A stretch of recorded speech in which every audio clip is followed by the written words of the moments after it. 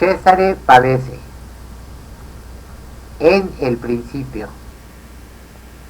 libro que ha sido parcialmente traducido al español con el hermoso título del oficio de poeta. Cesare Pavese, en uno de sus luminosos trabajos sobre el mito, la poesía y la realidad, adelanta este programa como una de las tareas del artista: la vida como una selva. Esta asunción supone el reconocimiento de que las corrientes que alimentan la fuerza que constituye el movimiento de la vida son esencialmente irracionales e indominables y forzosamente, por lo tanto, son anteriores a cualquier posibilidad de nombrarlas. Reducirlas a cultura consistiría precisamente en encontrar el lenguaje mediante el cual estas fuerzas, este puro movimiento sin meta, entraría dentro de un cauce constituido por un código común, guiado por un principio de razón, dentro del cual esta selva se haría comunicable en los propios términos de selva para todo aquel que posea la clave que constituye ese grupo de signos al que llamamos lenguaje. Pero entonces detrás estaría siempre el reconocimiento de que originalmente se trata de una selva. Hay una irracionalidad en el principio que debe convertirse en una forma de razón mediante el lenguaje. Cesare Pavese levanta toda su luminosa, deslumbrante y original obra no sólo sobre esta asunción en términos de un conocimiento adquirido, sino fundamentalmente sobre la percepción de que la realidad es esa selva que debe reducirse a cultura. Por eso Pavese parte originalmente de esa asunción definitiva para su tarea de novelista, de poeta, de narrador que doblemente se expresa a través de la poesía y el relato. Poesía y relatos tienen en Pavese un mismo fondo original. Se trata una y otra vez de regresar a ese mundo irracional, a ese mundo del inexpresado, para buscar en él las corrientes de una vitalidad que debe alimentar tanto a la poesía como al relato. Por eso Pavese es esencialmente un narrador que, expresándose en el lenguaje de la más pura razón,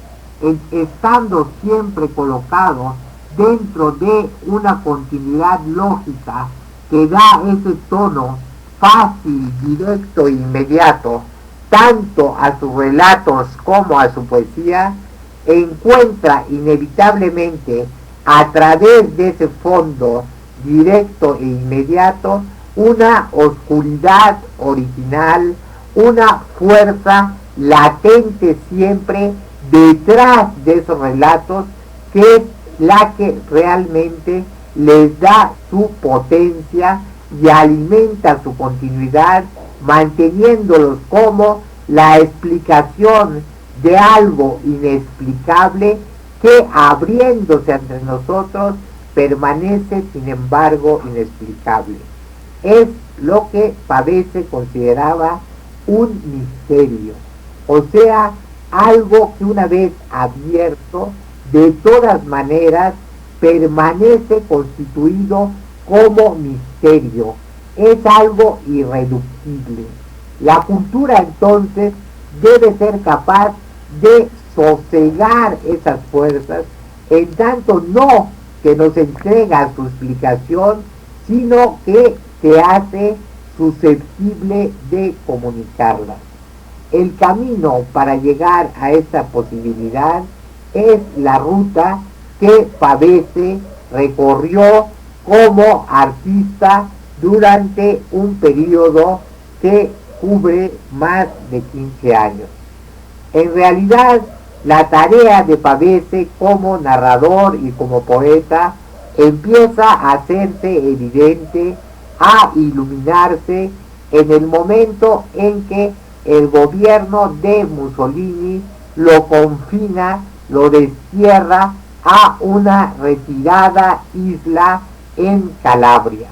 Era la manera en que el gobierno fascista se desembarazaba de los intelectuales cuyo vigor y capacidad de lucha hacía evidente la falsedad de esa pomposidad exterior dentro de la cual también quería encerrarse a la cultura. En la Calabria, Pavese no solo literariamente iniciará ese libro prodigioso, dramático y doloroso que forma su diario y que él tituló El oficio de vivir, sino que entrará en contacto directo con un campesinado, un pueblo original, un grupo de gentes ligadas directamente a la tierra, en las que, y esto es muy importante, él reconoce una especie de espejo en el que se refleja la misma imagen de la gente que ha tenido que tratar durante su infancia en las tierras campesinas del Piamonte. Ahí Pavese entonces se encontrará con la fuente original de esa selva. Encontrar el camino para irla reduciendo a cultura es precisamente la tarea a la que él se abocará definitivamente como artista. Esta tarea empieza a tomar forma con una primera colección de poemas que se llama El Mar del Sur, Le Mari del Sur. En ellos Pavese mezcla, hace evidente una nueva forma de poesía en la que la sencillez convierte al poema no solo en un bloque aislado mediante el cual se expresa una sola circunstancia, una pura y mínima anécdota, sino en una especie de forma de narración poética que va constituyéndose como desarrollo, o sea, una narración que fundamentalmente nos cuenta una acción. Lo que se nos cuenta en esta acción no tiene una importancia tan definitiva como esa manera en la que se reúnen doblemente la acción y la poesía, en la que la inmovilidad del lenguaje nos cuenta, sin embargo, un suceder de seres y acciones. Y lo importante también de El Mar del Sur es que sus protagonistas son gente que trabaja. No es extraño que Pavese haya reunido en su siguiente libro de poesía poemas que corresponden al título de Trabajar cansa. Trabajar cansa, un evidente lugar común, pero que Pavese eleva a la categoría poética, haciéndonos ver de qué manera precisamente ese trabajar consiste también en un vestir a la tierra, en un convertir a la selva, a la tierra indómita y original, en cultura mediante la agricultura.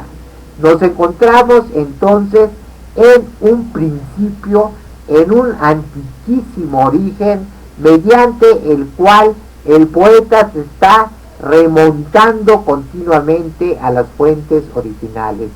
Este remontarse a las fuentes originales es la tarea que Pavese se sentirá abocado a realizar cada vez que, mediante esta rítmica, maravillosa, lenta, continua evocación de los sucesos cotidianos, él nos entrega el secreto de una permanencia de la vida, de una continuidad de la vida sobre la eternidad de esa tierra que originalmente era una selva y a la que el hombre, constituyéndola en cultura mediante el trabajo que cansa, ya sea poético o de agricultor, ha logrado poner a nuestro alcance, dotándola de un lenguaje mediante el cual encuentra su expresión en términos humanos.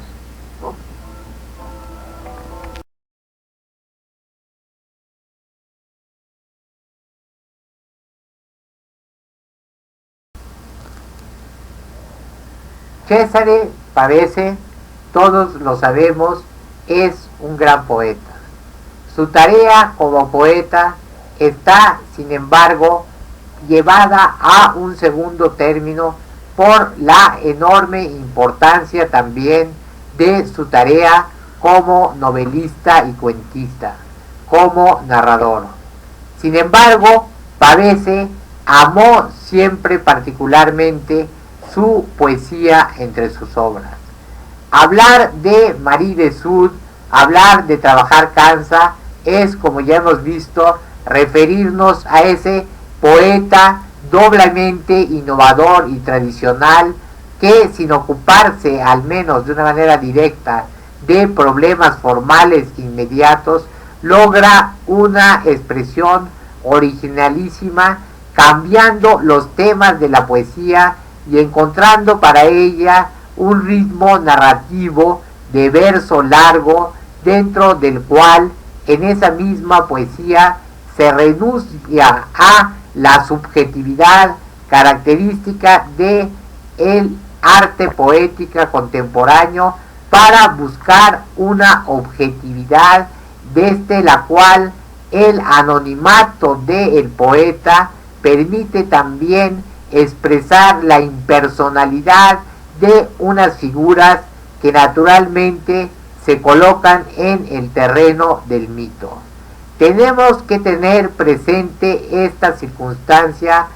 siempre para darnos cuenta también de cuál es el campo, el espacio, el terreno en el que se hace evidente la profunda originalidad de la tarea narrativa de Pavese.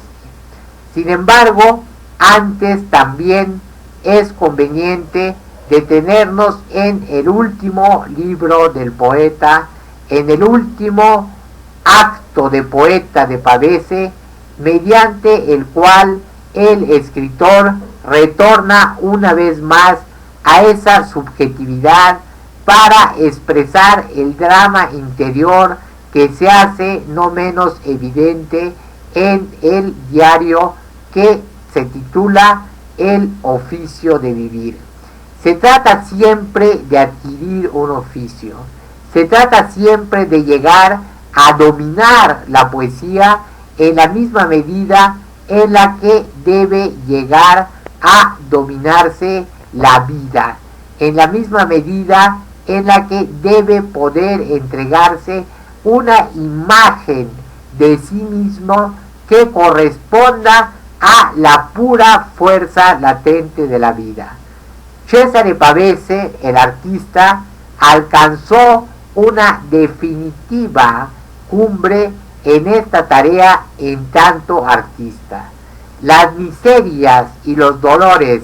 particulares del hombre están, sin embargo, expresadas en una medida no menos dramática en ese diario que cubre 15 años de la vida de Cesare Pavese, el hombre, y que dramáticamente culmina con las frases que éste escribió poco antes de suicidarse, en el instante anterior al hecho de cometer suicidio, en el cuarto de una pensión de Turín. Entonces Pavese dice: basta de palabras, un solo gesto, hasta putillas lo han hecho. Y después viene el silencio. ¿Por qué se suicida un poeta como Pavese? Por todo y por nada, diría quizá él mismo, porque no pudo con las propias cargas que su persona ponía sobre la figura que él deseaba constituir en tanto poeta, o quizá porque la vida privada, la vida interior, la propia subjetividad llegó en un momento dado a imponerse a la tarea objetiva que él buscaba como artista. Lo que más tememos siempre ocurre, dice en una de las frases del diario pocos días antes de su suicidio. Pavese llevaba tal vez 15 años, más años, desde su más remota infancia, obseso con esta idea del suicidio. Durante esos años de trabajo en los que se constituyó a sí mismo, logró eludir, logró hacer a un lado esta obsesión. Finalmente, ella regresó y el poeta se entregó a lo que en uno de sus poemas llama el vicio absurdo, la voluntad de muerte, la voluntad de desaparición, y entró definitivamente a ese silencio desde el cual la persona desaparece y solo nos queda el resplandor de su obra. Antes había precisamente vuelto como poeta a la subjetividad de sus primeras obras en un último terrible grupo de poemas en los que lo maravilloso se une al temblor de esa confesión íntima, en el que el poeta, desilusionado de una última aventura amorosa, nos da el último mensaje de sí mismo con el título de Vendrá la muerte y tendrá tus ojos. Efectivamente, es la muerte, es la desaparición la que llega hasta el poeta. Vendrá la muerte y tendrá tus ojos, nos dice, esa muerte que nos acompaña de noche y de día como un vicio absurdo. Pero antes de entregarse a esa muerte que nos acompaña de noche y de día como un vicio absurdo, Pavese habla también de la mujer que como anémona o nube, como lluvia de primavera, viene a fecundar por una última vez la tierra. Fecundar la tierra, encontrar a la mujer, hallar finalmente el ritmo secreto de la vida, es la tarea a la que se sintió abocado continuamente Pavese. Podemos volver una y otra vez a ese sobrecogedor, incierto y luminoso grupo de poemas que forman Vendrá la muerte y tendrá tus ojos, como si en ese título se encerrara la imagen de algo que aguarda siempre al final del camino de la vida. Podemos volver una y otra vez a las dramáticas páginas del diario en las que Cesare Pavese nos habla de los altibajos, de los ascensos y caídas que constituyeron su vida como hombre. Pero de la misma manera que en Vendrá la muerte y tendrá tus ojos hay el anuncio de esa presencia femenina que se constituye como anémona o lluvia o imagen de una próxima primavera que las nubes dejan entrever, en el diario podemos encontrar también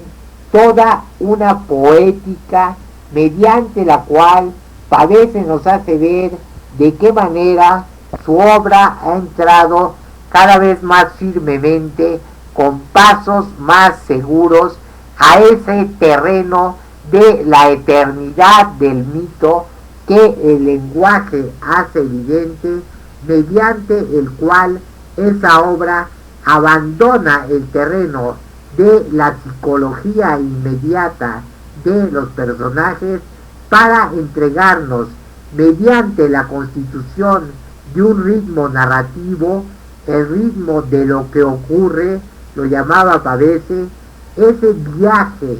de la impersonalidad, de las figuras que se mueven en el tiempo y que sin embargo parecen estar continuamente más allá del tiempo. No es extraño así que la obra narrativa de Pavese avance desde un psicologismo, desde una manera narrativa que lo emparenta de una forma directa con las primeras novelas norteamericanas del siglo XX, esto es con James Cain, por ejemplo, con Steinbeck, con todos estos que tratan de algún modo la vida campesina también, avancen poco a poco hasta desprenderse de esta exigencia para entrar a otro terreno. Sin lugar a dudas, nosotros podemos leer Allá en tu aldea en términos de una primera narración plena de violencia, en la que el poeta no domina por completo sus materiales, sino que parece en una gran medida sobrecogido también ante esa violencia que invade el campo, en la que fundamentalmente es una breve novela de incesto. Pero de lo que se trata en última instancia es de adquirir esa madurez,